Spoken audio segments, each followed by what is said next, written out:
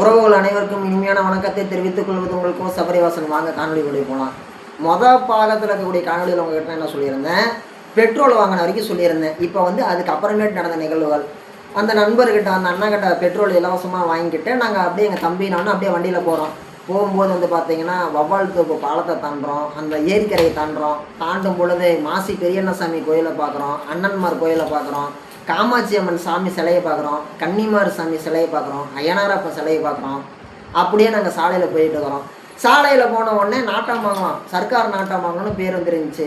அப்போ நான் உடனே யோசிச்சு பார்த்தேன், எதனால் சர்க்கார் நாட்டாமங்கலம்னு பேர் வச்சுருப்பாங்க அப்படின்ட்டு. அது நம்மளுக்கு பதில் தெரியல.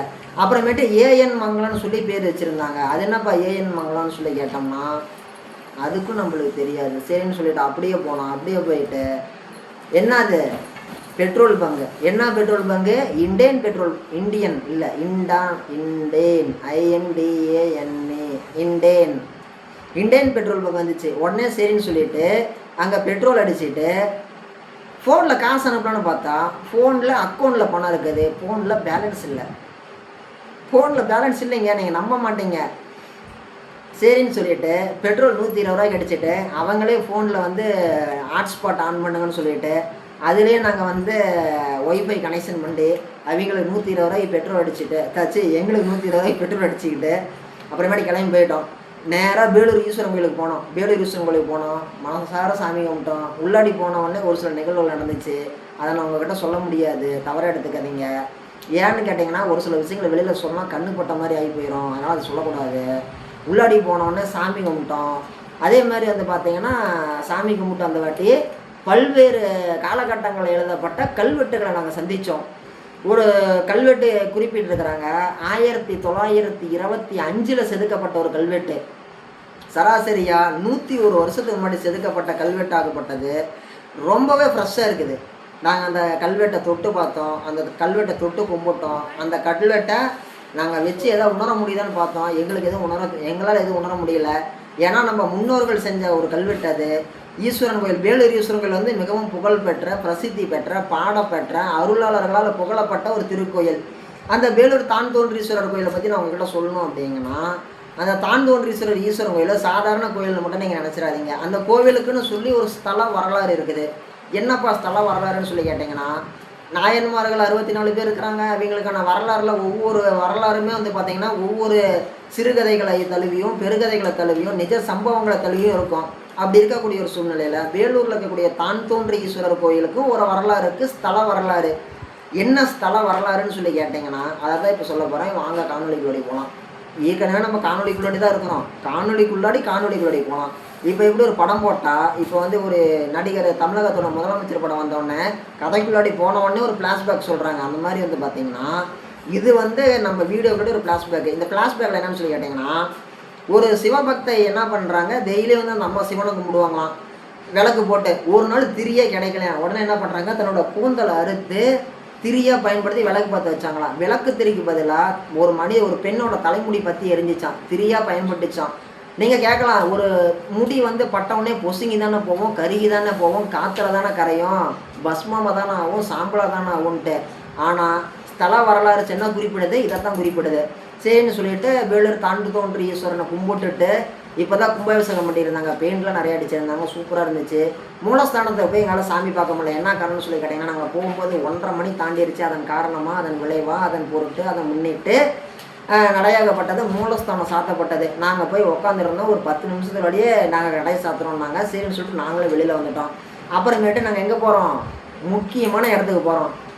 புழுதிக்கோட்டை அணை, ஆனைமடுவு நீர்த்தேக்கம் என்று சொல்லப்படக்கூடிய புழுதிக்கோட்டை அணைக்கு போகிறோம். கருமந்துரை போகிற வழியில் இருக்குது. வேலூரில் இருந்து கருமந்துரை போகிற வழியில் இருக்குது.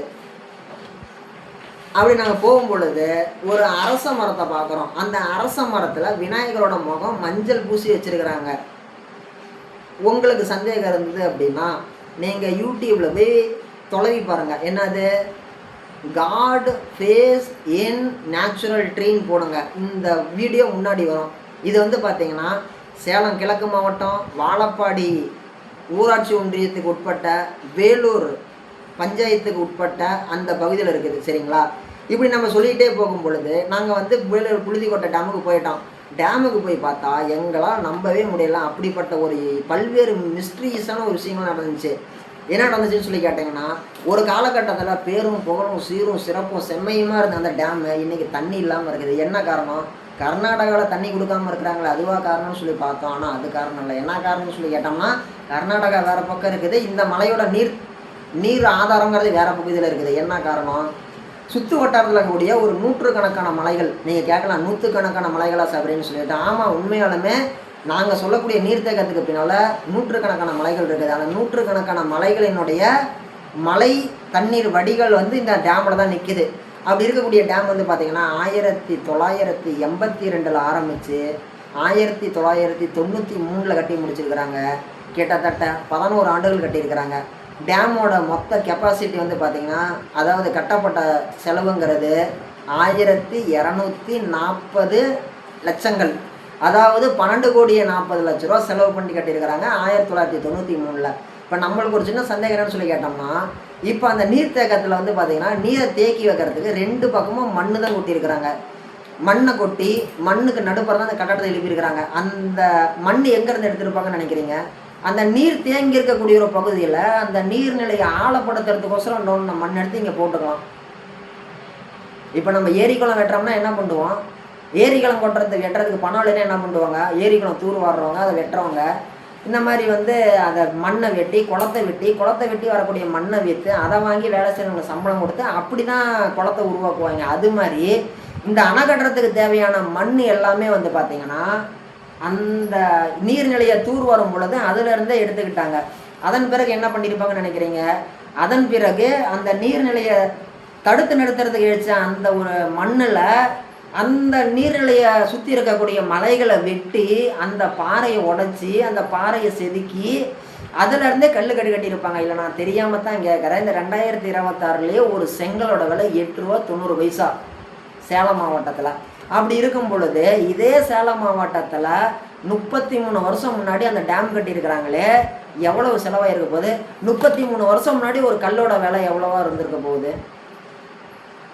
33 வருஷம் முன்னாடி ஒரு 12,40,00,000 இந்த டேம் கட்டியிருக்கிறாங்களே, அந்த டேமில் அந்த அளவுக்கு ஒரு எக்ஸ்ட்ரா கரிக்குலராக அந்த சிறப்பு அம்சம் வாய்ந்த திட்டங்கள்னு என்ன இருக்குது? என்ன இருக்குது? நல்ல நேர்த்தியான கட்டணம் இருக்குது. இல்லை நான் தெரியாமல் தான் கேட்குறேன், 12 கோடி ரூபா அதுக்கு செலவாயிருக்குமா அப்படிங்கிறது தான் நம்ம சந்தேகம். என்ன காரணம்? ஏன் இந்த மாதிரி புரிஞ்சிக்காமல் பேசுகிறியா தெரியாமல் பேசுகிறேன்னு சொல்லி கேட்டிங்கன்னா, நான் தெரிஞ்சு பேசுகிறேன், புரிஞ்சு பேசுகிறேன். நீங்கள் அதை நேரில் போய் பார்த்தீங்கன்னா தெரியும். 1240 லட்சம்னு போட்டு வச்சுருக்கிறாங்களே. இன்றைக்கே வந்து பார்த்தீங்கன்னா இன்றைக்கே ஒரு பவுனு 1,00,000 ரூபாய்க்கு விற்குது. சரிங்களா? எங்கள் அப்பா அம்மா 27 வருஷம் முன்னாடி கல்யாணம் பண்ணும்போது ஒரு பவுனு 2,500 ரூபாயாம். நல்லா கேட்டுக்கோங்க, 27 வருஷம் முன்னாடி. அப்படி இருக்கும் பொழுது 33 வருஷம் முன்னாடி 1 கிராம் 1 பவுன் தாங்க எவ்வளோ விற்றுருக்க போகுது? அன்னைக்கே 12,40,00,000 ரூபாய் டேம் கட்டுறேன்னு சொல்லி பண்ணியிருக்கிறாங்க. ஒருவேளை இது ஸ்கேமாக கூட இருக்கலாம், ஸ்கேம் நடந்திருக்கலாம். அன்னைக்கு இருந்த பல அதிகாரிகளுக்கு, பல அரசியல்வாதிகளுக்கு லஞ்சம் அப்படிங்கிறது போய் சேர்ந்துருக்கலாம். நீங்கள் சொன்னால் நீங்கள் மனசுலாம் ரொம்ப வருத்தமாக இருக்குது. யாருப்பா அங்கே போய் நேரில் பார்த்தாலும் வருத்தமாக இருக்கும். எப்போ 12 கோடி ரூபாய்க்கு என்னப்பா இருக்குது? பேட்ச் ஒர்க்லாம் இல்லை, ஒர்க்கு நல்லா பண்ணியிருக்கிறாங்க. இப்போ அணை கட்டுறதுல வந்து பார்த்தீங்கன்னா அந்த திறவுகோல் அப்படிங்கிறது வந்து பார்த்தீங்கன்னா 3 ஓப்பன் வச்சுருக்கிறாங்க. அதே மாதிரி சைடில் ஒரு ஓப்பன் வச்சுருக்கிறாங்க. அந்த தண்ணி வரக்கூடிய அந்த ஒரு பாதையை அதெல்லாம் கட்டியிருக்கிறாங்க. செங்கற்களால் கட்டியிருக்கிறாங்க. சிமெண்ட்டுகளை அருமையாக போட்டிருக்கிறாங்க. இன்றைக்கி கூட வந்து பார்த்திங்கன்னா ஒரு மூட்டை சிமெண்ட் 500 ரூபா தான். 33 வருஷம் முன்னாடி ஒரு மூட்டை சிமெண்ட் எவ்வளோ இருந்திருக்குன்னு நினைக்கிறீங்க? 33 வருஷம் முன்னால் கம்மியாக தானே இருந்திருக்கோம். இப்போ எனக்கு தெரிஞ்சு நான் ஒரு 12-13 வயசு இருக்கும்போது எங்கள் பாட்டியோட எடுத்து கட்டும்போது சுண்ணாம்பு சிமெண்ட்லாம் வாங்கினாங்க. அப்படி அவங்க சிமெண்ட் வாங்கும்போது இப்போ எனக்கு 29 வயசு ஆகுது. 17 வருஷம் முன்னாடி, சரிங்களா, 17 வருஷம் முன்னாடி 350 ரூபாய்க்கு இருந்துச்சு சிமெண்ட்டு. அப்படியே அந்தாண்ட ஒரு மொத்தம் 33 வருஷம் முன்னாடி அப்படிங்கும்போது எவ்வளோ கம்மியாக இருந்திருக்கும்? ரொம்பவே கம்மியாக தான் இருந்திருக்கும்ல. அப்போ ஏகப்பட்ட மூட்டை சிமெண்ட் வாங்கியிருக்கலாம்ல. அவங்க என்ன கான்செப்டில் அந்த 12 கோடி ரூபா 40 லட்ச ரூபா போட்டு கட்டினாங்கன்னு தான் தெரியல. அந்த டேமு உண்மையாலுமே ஒரு மிகப்பெரிய ஸ்கேமுன்னு தான் நான் சொல்கிறேன். இதை நீங்கள் நேரில் போய் பார்த்தா தெரியும். அப்படி நான் அந்த கோயிலுக்கு போயிட்டு வரும்போது பத்திரகாளியம்மன் கோயிலுக்கு வரோம், ஜலகண்டாபுரம் பகுதியில். வரும் பொழுது ஜலகண்டாபுரம் பகுதியில் இருக்கக்கூடிய அந்த சக்தி வாய்ந்த அந்த அம்மன் காளியம்மன்கள் நாங்கள் நின்றுட்டு இருக்கும் பொழுது எங்கேருந்து வந்தாருன்னே தெரில. ஒரு ஸ்ட்ரேஞ்சான மிஸ்டீரியான ஒருத்தர் வந்தார். அதை அந்த 3வது பார்ட் வீடியோவில் சொல்கிறேன்.